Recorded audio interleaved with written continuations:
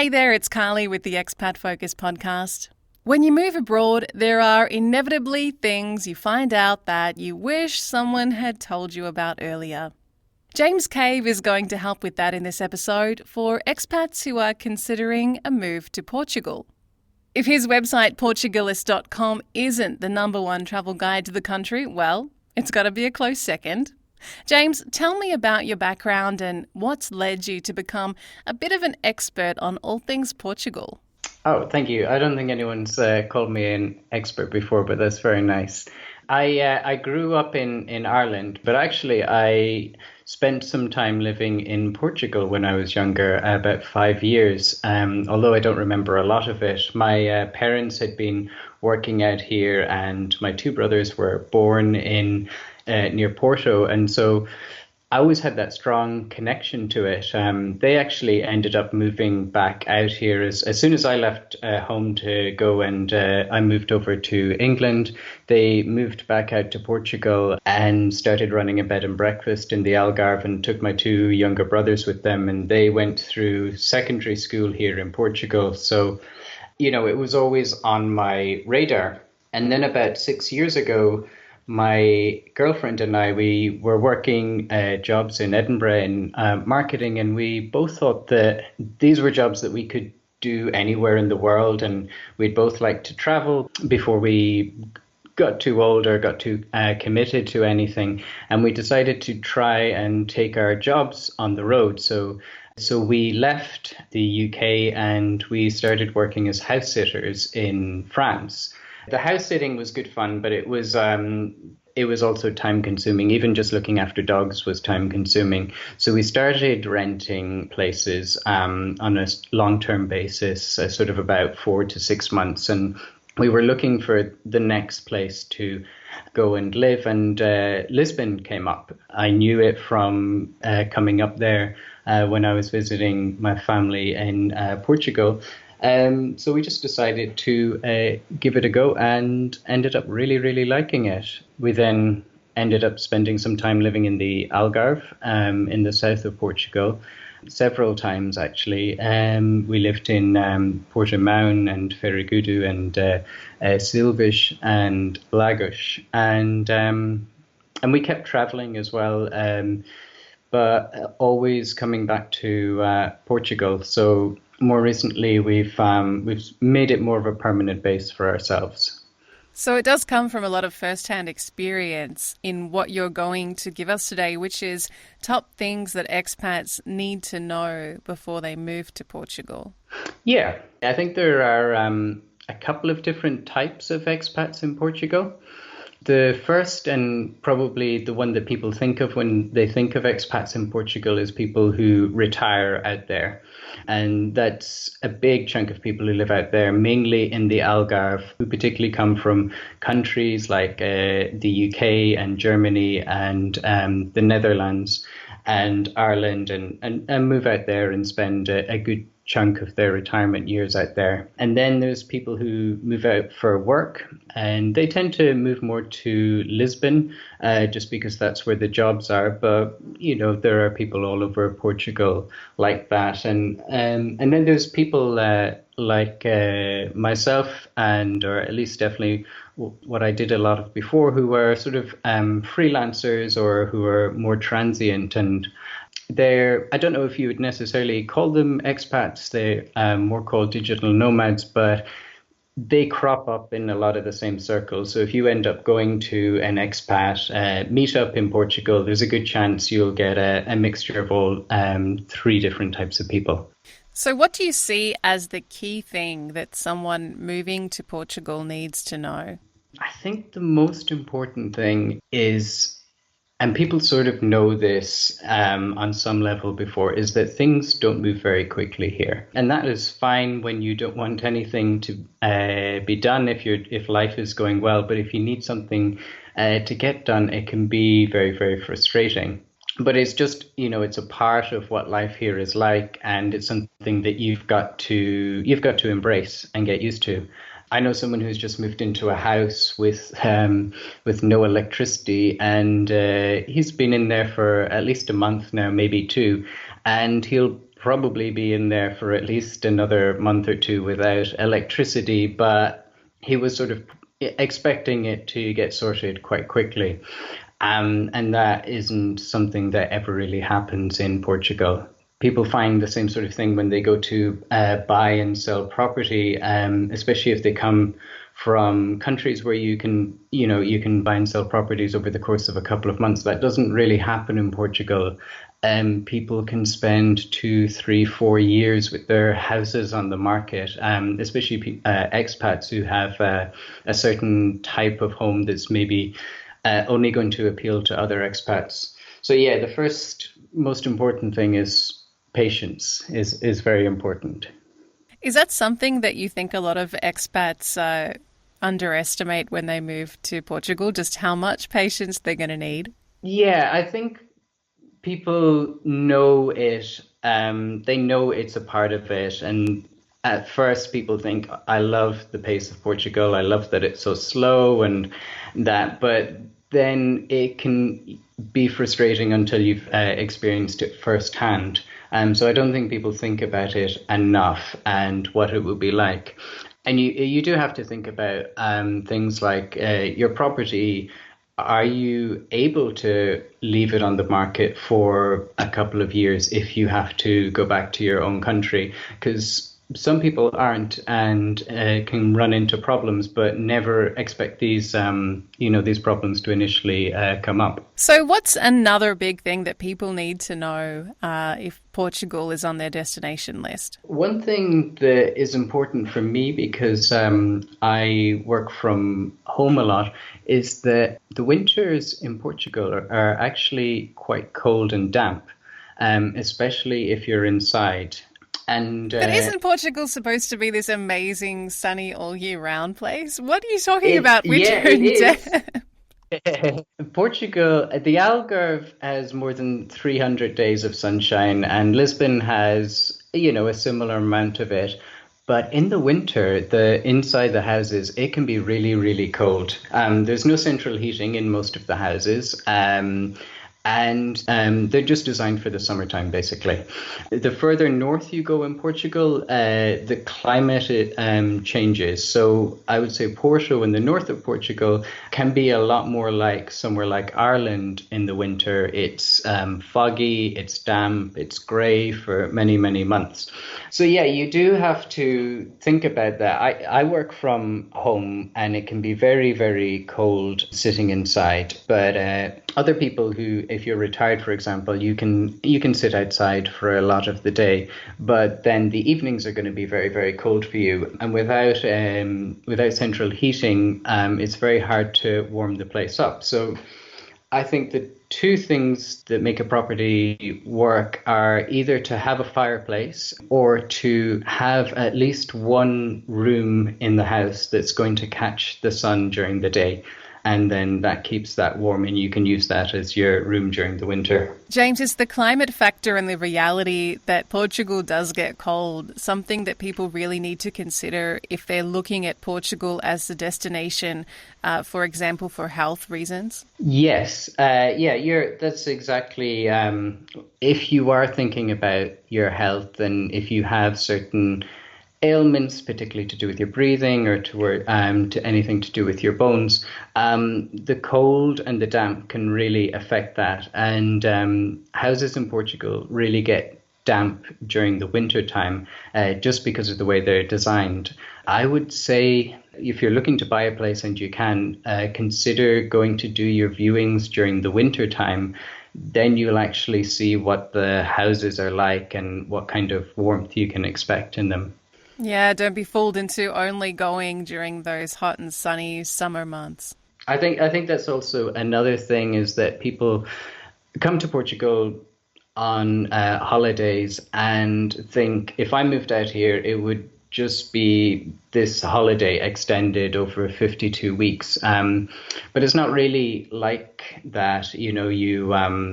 You sort of have to settle into some sort of routine. You have to have something to do to keep yourself occupied. There's a lot that's good about Portugal. It's got fantastic weather and the food is good and the wine is cheap. But after a while, those things can only sustain you for so long.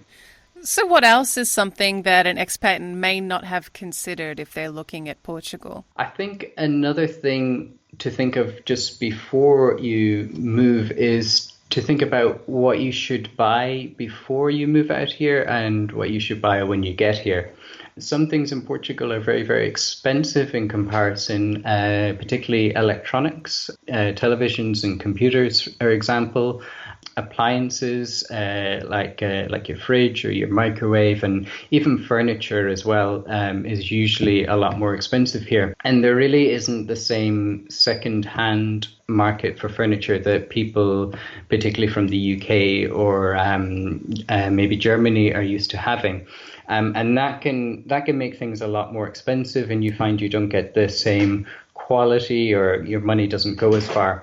So you got to think about which is more cost effective. Is it better for me just to move out there and buy this stuff when I get there, or am I better off buying this and then trying to transport it in some way? One other thing that is quite expensive, and it isn't as straight cut as, say, buying a fridge or something, is cars. Secondhand cars here are very, very expensive, and you will pay a lot more here and get a lot less quality for your car. So people will spend maybe £1,000 on a car in somewhere like the UK, and that same car might cost them like about €3,000 here.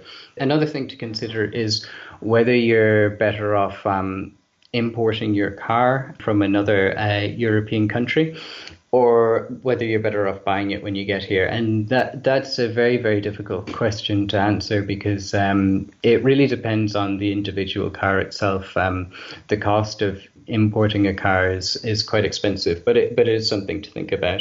Is there a workaround when it comes to local prices being so expensive, James? Do you see many expats ordering from other countries because it's more affordable? Yeah, absolutely. I mean, there is a secondary market here where people are buying so much stuff from other countries like Germany and the United Kingdom, and they're either shipping them out through the post, or there's specific services that are set up here where people will bring things out like furniture or appliances. You can order them in the UK and get them sent to their warehouse, and then they'll drive them down.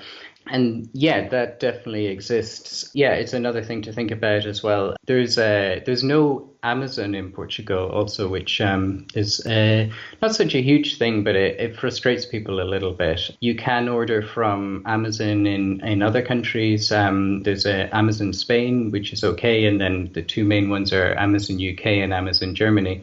But they don't always ship to Portugal, or if they do, they charge quite a lot to do so. So, what else do I need to know if I'm gearing up for a move to Portugal? I think another thing to think about is the language, and like the sort of weather and expecting things to move fast. It's something that people know on some level, is that they'll have to learn to speak Portuguese, and most people come to Portugal and have very ambitious plans to do that. But very, very few people actually get very far with it. I think it makes a big difference whether you're moving out here as a retiree, or you're moving out here to get a job, because if you're only people that you're meeting are people that speak English, you're never really going to learn Portuguese. Because Portuguese is quite an unusual language. It's not one that people really end up learning unless they have to live in Portugal, even though it is one of the world's most popular languages. And you can get by without it in Portugal. People speak fantastic English here, particularly in Lisbon and the Algarve and any of the other regions that get a lot of tourism. So you can get quite far without it, but first it does really limit you in terms of your ability to integrate into Portuguese life, which is, why a lot of people come here, is they want to try something new. They want to live in a new culture and get to enjoy what all that about. And not having the language means you'll only have very, very superficial conversations with people. And then it gets more confusing than if you need certain things that are sort of government owned, like healthcare, for example. You really do need to have a decent grasp of Portuguese. If you end up in the Portuguese healthcare system, you will find plenty of people there that do speak English, but it's not a time when you want to be stuck with things getting lost in translation. So yeah, learn Portuguese. That's very important. How's your Portuguese, James? Well, yeah, I say learn Portuguese. My Portuguese is okay. I grew up actually speaking Portuguese. I went to primary school in Portugal, so I don't know. I think I had to relearn a lot of it because growing up in Ireland, I never ever used it. But I think I probably did have a slight advantage there in that there's some familiarity to the language. It is something that you have to do, and it's very time consuming. You have to find ways to immerse yourself. It's something that can be quite difficult to do before you move to Portugal as well. You can get plenty of lessons here, but outside of Portugal, there aren't many people that teach the language, and it can be quite hard to find sort of evening classes or anything in it. I have a blog post with all the resources I could find on learning Portuguese. Hopefully that will give people who haven't yet moved to Portugal some resources for apps and for podcasts and for different audio that they can use to learn Portuguese. Have you encountered many expats in Portugal who have successfully learnt Portuguese? Yeah, I have. There does tend to be the case that some nationalities are a lot better at it than others. The Dutch in Portugal tend to be very good at learning Portuguese. They tend to have it, and German to a lesser degree. I find that in Lisbon, a lot of people who live there a long time tend to learn it a lot more, whereas less so in the Algarve. Basically, the less touristic place you can go, the more likely you are to find that people are learning Portuguese properly. So if you go into the north of Portugal or into regions like the Alentejo, people just have to learn it there. And what else do we have as a need to know for expats heading to Portugal? I think you do need to think quite long term about living here. A lot of people come out here and then something dramatic will happen in their lives, and they'll decide that actually Portugal isn't the place that they want to live in. They're going to move somewhere else. And the two things that I've seen happen to people is one is that someone in their family, spouse, will dies, or that they end up having a big thing like they decide to have a baby for younger expats. And when that happens to people, people suddenly realize, actually, this isn't the country that I want to live in anymore, or that I want to raise a child in. I want to go back to what I'm familiar with. And that can be very, very disruptive for people. So I think it is very important to decide if this is for you. One thing that I'd recommend people do is to come out to Portugal and to give it a try for 6 months or a year. And it's very easy to do that. In the winter time, rental prices are, especially in areas like the Algarve, are a lot lower. You can, rent an apartment for, 500, 600, €7 a month, sometimes even less. The cost of living is quite low. I've house sat in France. I know there's plenty of house sitting opportunities here. I think it's good just to move out here and see if this is for you, because once you do move out here and you do purchase a property or do move all your stuff out here, it is quite a big move, and it's not something you want to do too suddenly. This one really only applies to people coming from, or mainly to people coming from the UK or from outside the EU, but that's to think about currencies, because a lot of the expats that moved come from either the UK, primarily as a country that uses a different currency. Another one, the US or Australia. And you've got to sort of appreciate that, currencies will fluctuate. And a lot of people have found this out very recently with Brexit happening, where the pound dropped by quite a considerable amount. And that meant that their quality of life also dropped by the same sort of amount. They, would lose a couple of €100 a month potentially from a pension or something like that. And that can also make a big difference if you take out a mortgage here and you take it out in your home currency. There's always going to be a little bit of upheaval, and I don't think you want that kind of turbulence. But on a much smaller level, I think you sort of do need to pay attention to the exchange rate and to work out when the best time of year is to send your money over in bulk, rather than holding on to your money in your own country and using your bank account there to withdraw money here. For sure, and we've spoken to Will Hewitson from FC Exchange here on the Expat Focus podcast about how important it is to get your timing right when it comes to, for example, sending the proceeds of your house sale from one currency to another, and how much that can fluctuate. Yeah, absolutely. Yeah, hopefully people will listen to that podcast episode, because I'm sure he knows a lot more about the subject than I do. And finally, James, what is your final need to know for people who have Portugal on their destination list? This isn't a very big one. It's just something that I know from experience, but swimming pools are a lot of work. A lot of people move out to Portugal. The dream is to purchase a house with a swimming pool. Yes, of course. But cleaning a swimming pool is a very, very time-consuming thing, and I've had to clean a few of them in my time, and they can take up a lot of time. If you go away, you need to either get someone in, or you need to get special chemicals to clean it. When you come back, there are electronic cleaners out there that can do the job for you, but yeah, that's not a big issue. But just think about it. So if your dream is to move to Portugal and get a swimming pool, you may need to put in some extra work or compromise on your dream home. Absolutely. Well, James, thank you so much for joining me today on the Expat Focus podcast, offering some very important tips for expats who are looking at moving to Portugal. No problem. Thanks for having me. Well, that's it for this episode. What do you think of James's checklist for expats moving to Portugal?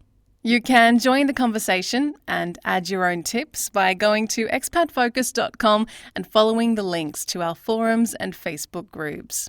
You'll find more episodes of this podcast jam-packed with advice on all aspects of living abroad on our website or through your favourite podcasting app. And I'll catch you next time.